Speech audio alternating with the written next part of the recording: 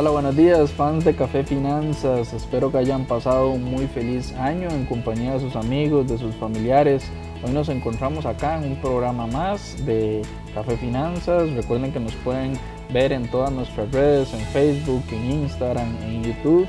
Me encuentro hoy con Lynn Armas. Feliz año, Lynn, ¿cómo la pasaste? Hola, hola, feliz año, Pedro, y bueno, feliz año a todos ustedes que hoy nos ven, ¿verdad?, desde sus casas, sus oficinas, o quizás si vayan hasta inclusive manejando y nos vayan escuchando por ahí.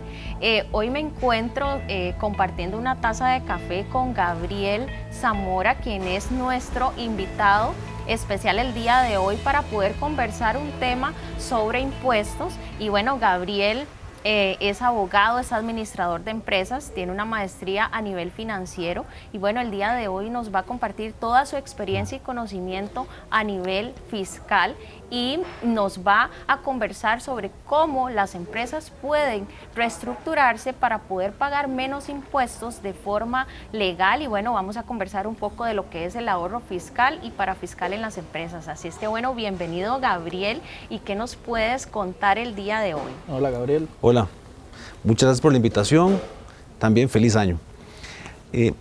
Uno como abogado escoge diferentes áreas, comercial, laboral, civil, familia. Yo decidí elegir una que es algo complicada, compleja y si se quiere, puede ser que hasta aburrida, que es el área de impuestos, el área tributaria. Un abogado tributarista, como es mi caso, lo que procura es que el cliente, la empresa o el contribuyente en general pueda cumplir con sus obligaciones formalmente, y hay un área dentro del tributarismo, del derecho tributario, y es la planificación fiscal. Entonces lo que se procura dentro del área que yo ejerzo es que se cumpla con el ordenamiento jurídico tributario y a la vez que haya una adecuada planificación fiscal y que se pueda pagar menos carga fiscal y parafiscal legalmente. Bueno, muchísimas gracias, Gabriel. Y contanos un poco de tu empresa, ¿cómo se llama? Mentor C es como se conoce nuestra firma, el nombre comercial de nuestra firma, que es conformada por abogados tributaristas, asesores fiscales, contadores y financieros. Mentor C ya va para 15 años de estar en el mercado y la conformamos profesionales que nos hemos asociado de tal manera en que de manera multidisciplinaria podamos darle el mejor servicio a nuestros clientes. Bueno, muchísimas gracias. Bueno, vamos a ir a un corte comercial y pronto volvemos para desarrollar todo este tema a fondo acá con el experto Gabriel Zamora, que vamos a darles varios tips a ustedes sobre cómo generar escudos fiscales en sus empresas y también a nivel independiente. Entonces, quédense conectados para darles todos estos valiosísimos consejos.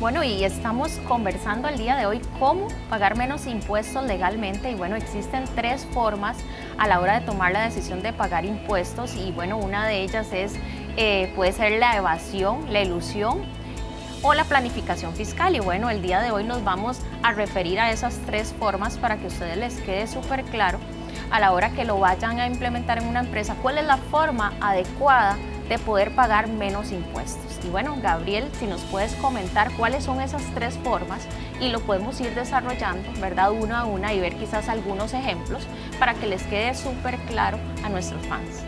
Claro, hay que tener cuidado cuando uno dice pagar menos impuestos porque tal vez lo primero que se le pueda venir a quien nos está escuchando o viendo es nos están tal vez incentivando que hagamos algo ilícito. Y vamos a explicarlo claramente de que no. De hecho, la primera forma de pagar menos impuestos es ilegal y la vamos a explicar a efecto de entender cuáles son las maneras correctas o las formas correctas de pagar menos impuestos legalmente. Es la que se conoce y todo el mundo ha escuchado hablar de la evasión. Evadir es dejar de, en este caso, a nivel tributario, dejar de pagar impuestos, pero ilegalmente. Constituye un delito y dependiendo del monto que se evada, podría ser incluso hasta un delito penal condenado con cárcel. Es la forma, por supuesto, más común, no solo en Costa Rica, sino en el mundo entero, de dejar de pagar impuestos. Esto se le atribuye mucho a la informalidad. Hay contribuyentes o generadores de efectivo de negocios, unidades productivas, que ni siquiera están inscritos ante la administración tributaria. Esa es la forma más común de eludir, de evadir, dejar de pagar impuestos de forma ilegal. Entonces vamos a decir que esa es la primera forma, que sería totalmente en contra del ordenamiento jurídico, violando todas las normas tributarias, y es lo que se conoce como evasión. Tenemos una segunda forma que se suele equiparar. Por lo general se habla de evasión y elusión. La elusión también es dejar de pagar, solo que a diferencia de la evasión es dejar de pagar legalmente. Pero es interesante, cuando hablamos de elusión también hay que tener cuidado, porque hay asesores fiscales, contadores o abogados tributaristas que tienen maneras, yo diría que se pasan de lo creativo a la hora de eludir.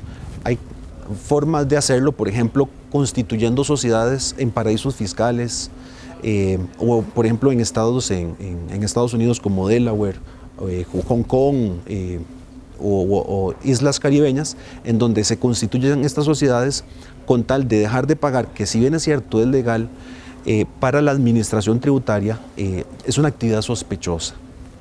Y hay una tercera forma, que es la que nosotros recomendamos, que es llevar a cabo una adecuada planificación fiscal, que eso es tal vez lo que podemos abordar ahora, tal vez más ampliamente, que es una forma de dejar de pagar menos impuestos legalmente, porque así el ordenamiento jurídico nos lo permite y por supuesto que la misma administración tributaria. ¿Por qué decís que constituir una sociedad en un paraíso fiscal, llámese alguna, no sé, Delaware, como dijiste, en Estados Unidos, es algo sospechoso para la administración tributaria en Costa Rica?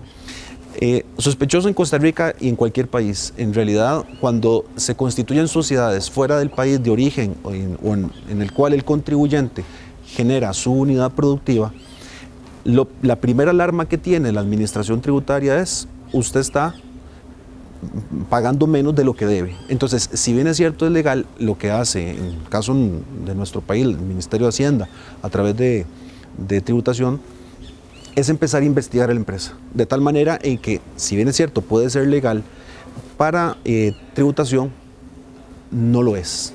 Entonces, de hecho, se han iniciado procesos en contra de contribuyentes o empresas que, a pesar de que su práctica es legal, termina siendo un proceso muy complicado para el contribuyente con esta demanda que se les presenta o esta auditoría que puede iniciar la administración tributaria, y eso le genera a la empresa una serie de gastos legales y otros y un desgaste que se podría evitar con precisamente esa tercera forma, que es la planificación fiscal. Entonces, se aclara o aclaro de que no es que sea ilegal que se aperturen o se constituyan sociedades en paraísos fiscales, es simple y sencillamente una alarma de sospecha que se podría evitar con una adecuada planificación fiscal. Okay. Y la tercera opción, ¿verdad?, que es la planificación fiscal. ¿Qué le recomienda a los fans de Café Finanzas que hagan este tipo de planificación fiscal en sus pymes o si son trabajadores independientes?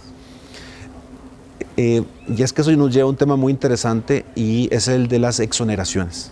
En Costa Rica hay cientos de exoneraciones que pueden aplicar empresas privadas, trabajadores independientes, personas físicas con actividad lucrativa, micro, pequeñas, medianas empresas grandes. Hay una serie de políticas de exención, exoneración, incluso no sujeción de impuestos, que están disponibles para los diferentes contribuyentes.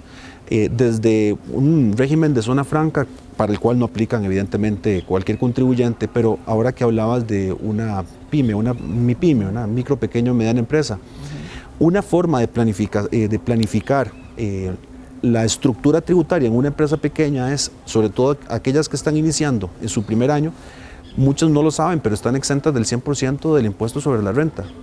Y el segundo año un 75% y el tercer año un 50%.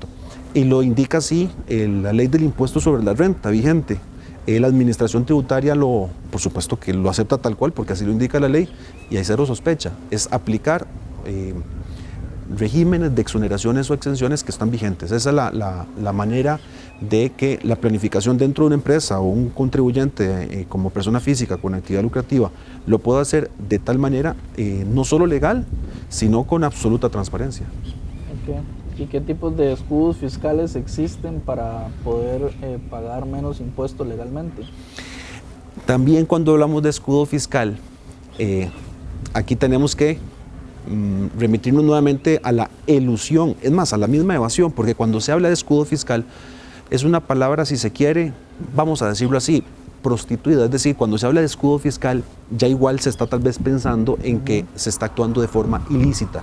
Y hay que aclarar que el escudo fiscal puede estar tanto en la técnica ilegal de evasión, en la técnica legal pero sospechosa de elusión y en planificación fiscal. El escudo fiscal no es otra cosa más que establecer, determinar una técnica, desarrollarla dentro de tu estructura empresarial que nos lleva al tema de hoy, que es pagar menos impuestos. Pero entonces, ese escudo fiscal que yo tengo en mi empresa o yo como contribuyente, ¿de qué manera lo estoy aplicando? Es la pregunta que tal vez nos debemos hacer. Dependiendo de cuál de esas tres, ahí es donde ese escudo fiscal puede ser ilegal, legal o sospechoso, o 100% legal y transparente. Wow, vean la importancia, ¿verdad?, de lo que estamos conversando el día de hoy, de todas esas formas que es posible poderlas aplicar en las empresas y que de verdad puedan ahorrarse bastante en impuestos, pero de forma legal. Y muy importante también que la persona que quizás los está asesorando, ¿verdad?, que sea de buena forma, investiguen muy bien toda esa información de la cual muchas veces se dice que es legal o parece legal, pero no lo es, y se pueden meter en todo un problema que luego les va a salir hasta muchísimo más caro que buscar una asesoría tributaria verdaderamente, de la cual perfectamente pueden salirse muy beneficiados y que tampoco crean que es tan costosa, ¿verdad, Gabriel? Es que la asesoría fiscal preventiva, que es como se le conoce, lo que previene precisamente son los litigios. Cuando tenemos un litigio contra la administración tributaria, o más bien la administración en contra nuestra, nosotros como contribuyentes, son procesos que salen realmente muy costosos. Primero, porque hay que pagar las obligaciones que hemos dejado de pagar durante el transcurso del tiempo. Segundo, por las multas y sanciones. Y además por lo que hay que pagarle al asesor fiscal que ya atiende el litigio.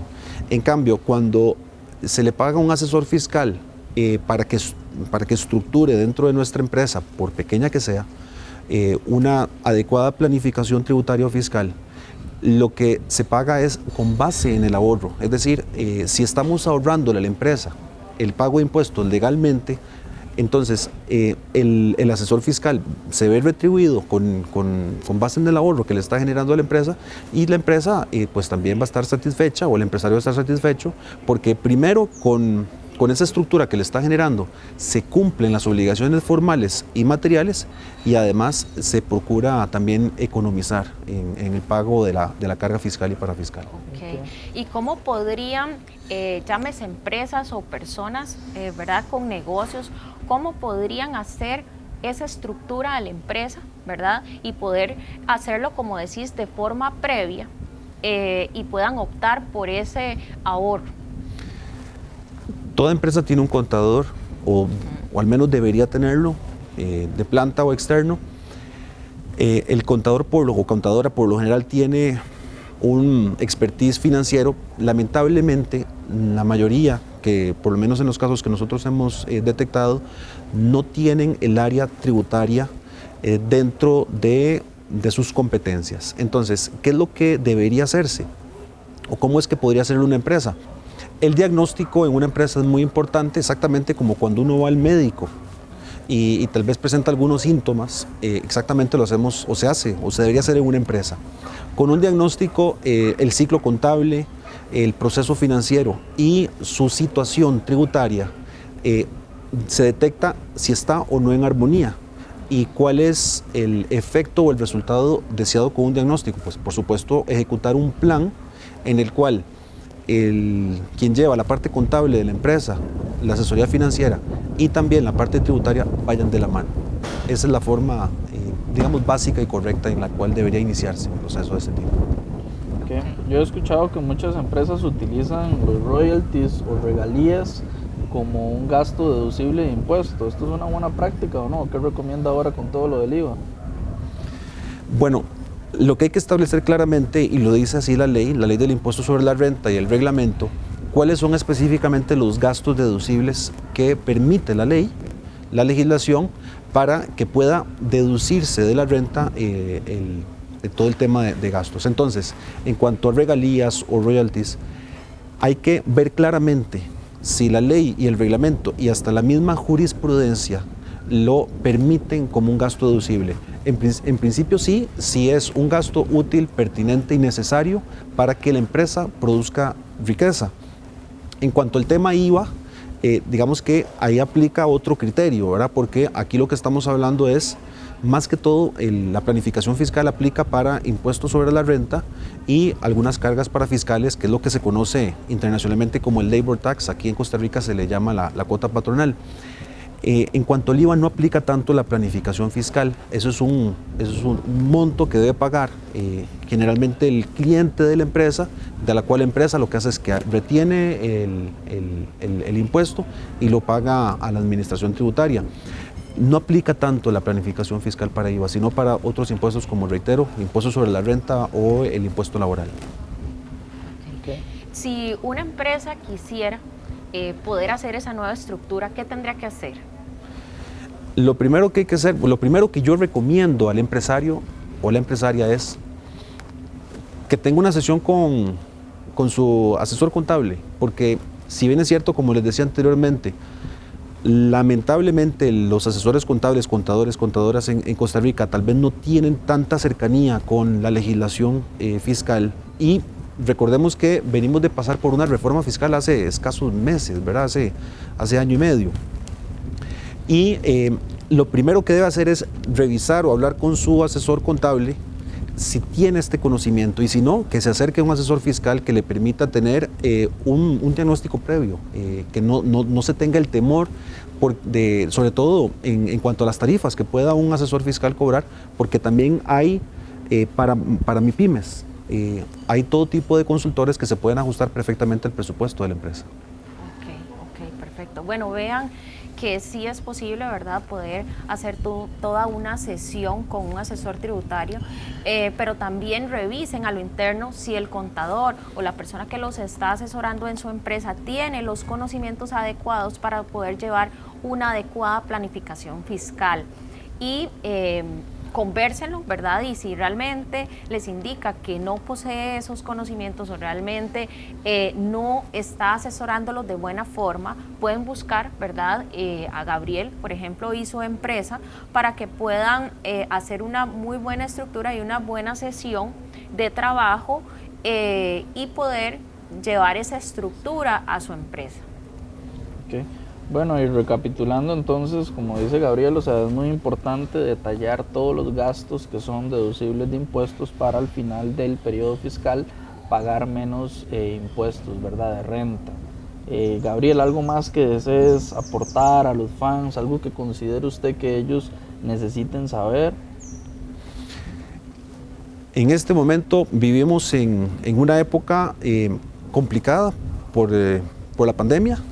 Si bien es cierto, ya estamos empezando un año nuevo, pero no por eso se acabó la pandemia. Y esto ha provocado que las empresas lamentablemente tengan más gastos que ingresos.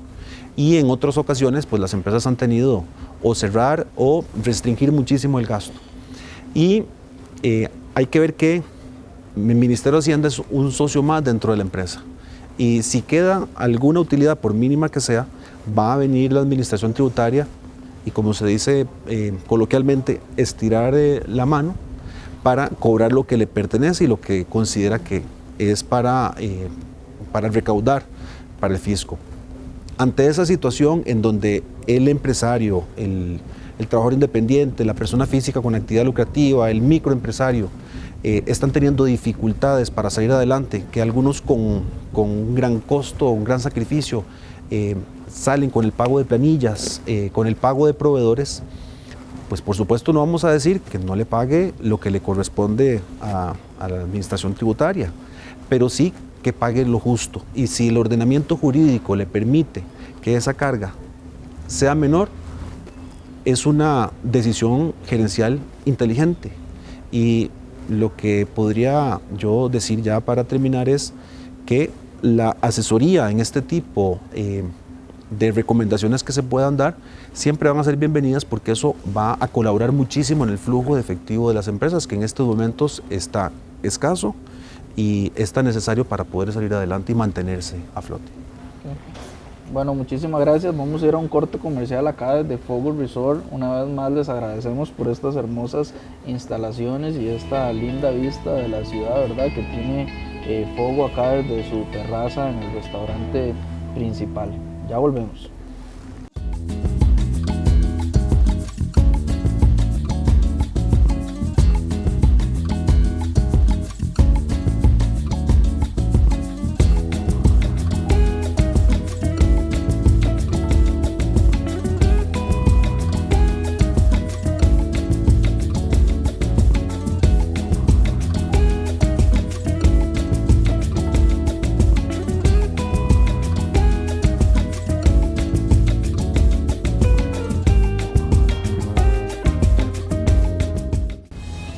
Bueno, estamos hoy con un invitado especial, con el señor Gabriel Zamora, que es experto en todo lo que es el tema de impuestos, ¿verdad? Para pymes, para profesionales independientes.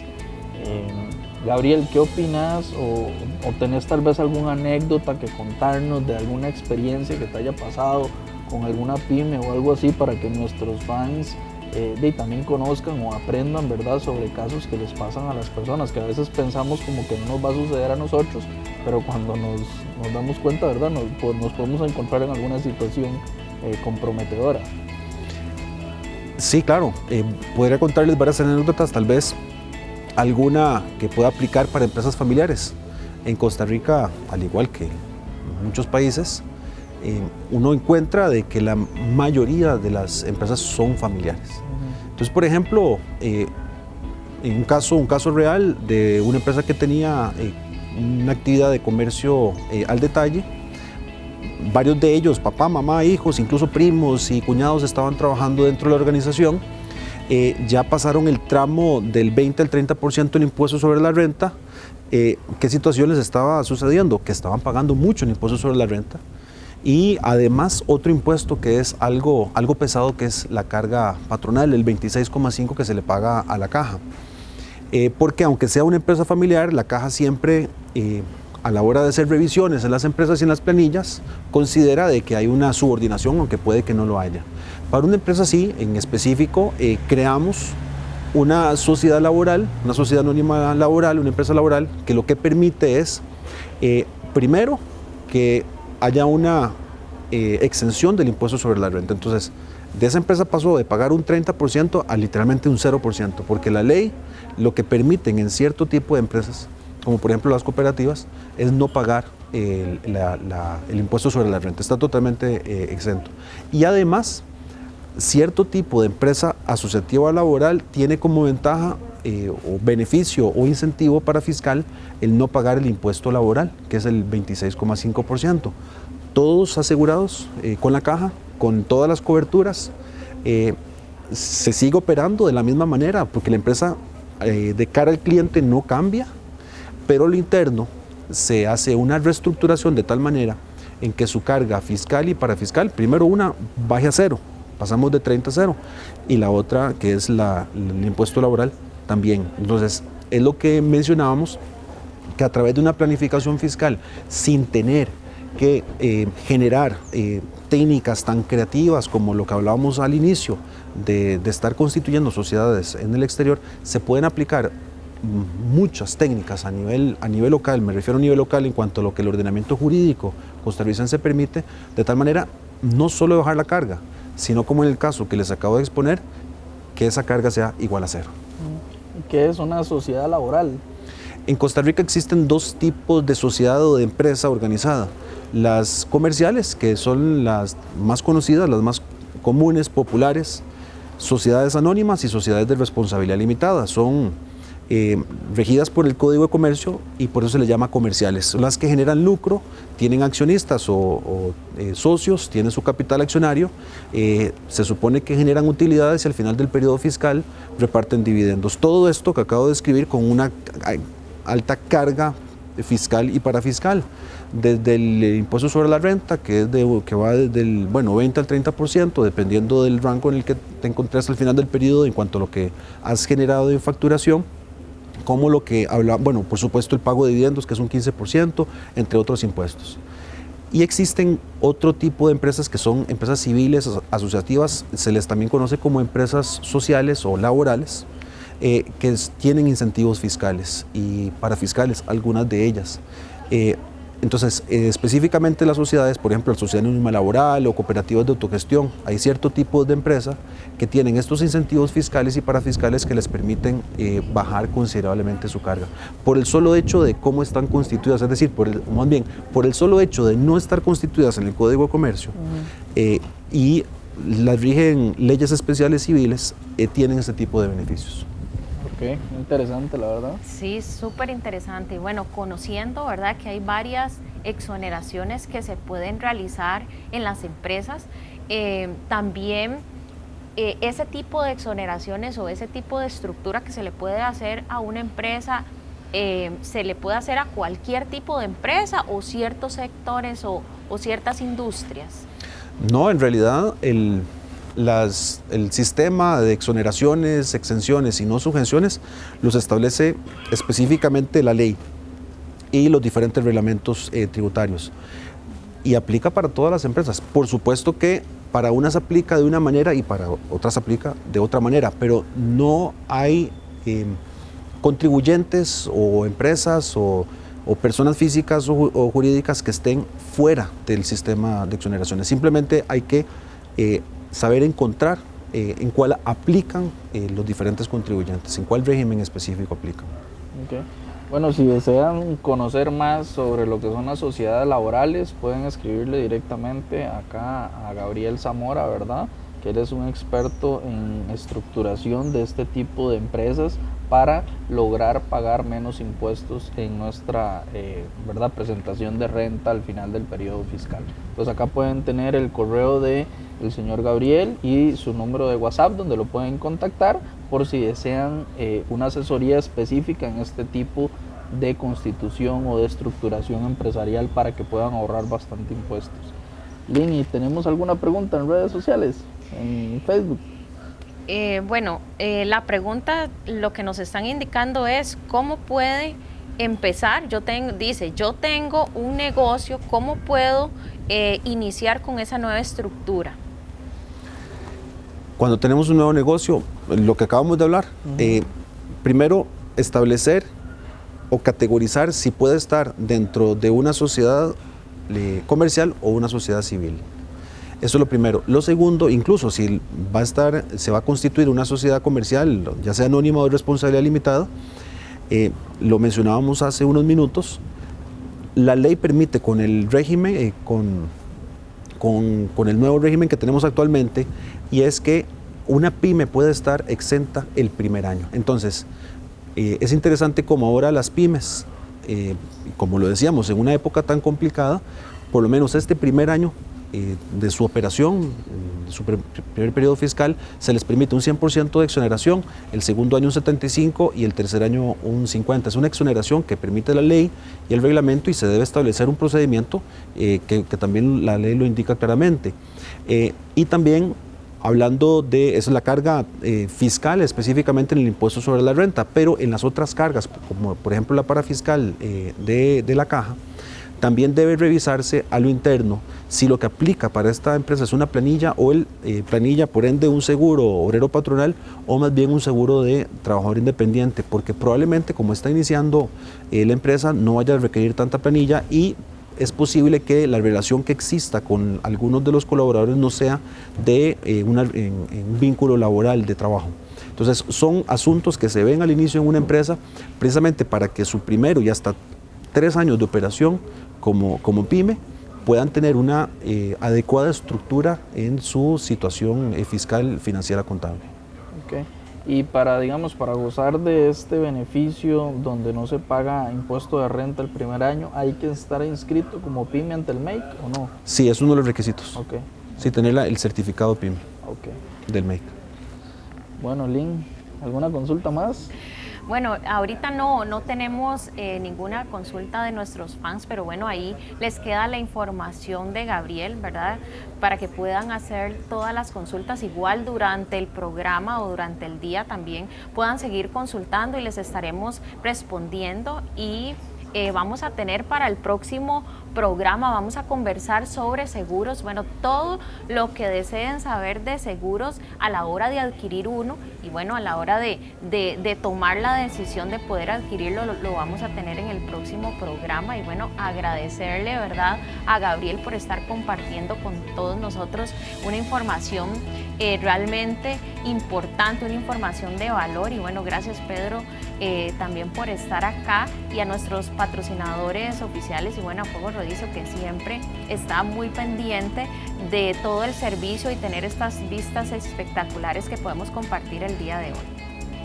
Bueno, muchísimas gracias a nuestros fans y una vez más el agradecimiento especial al señor Gabriel Zamora por haber compartido esta mañana, y los esperamos en el próximo programa. Muchas gracias.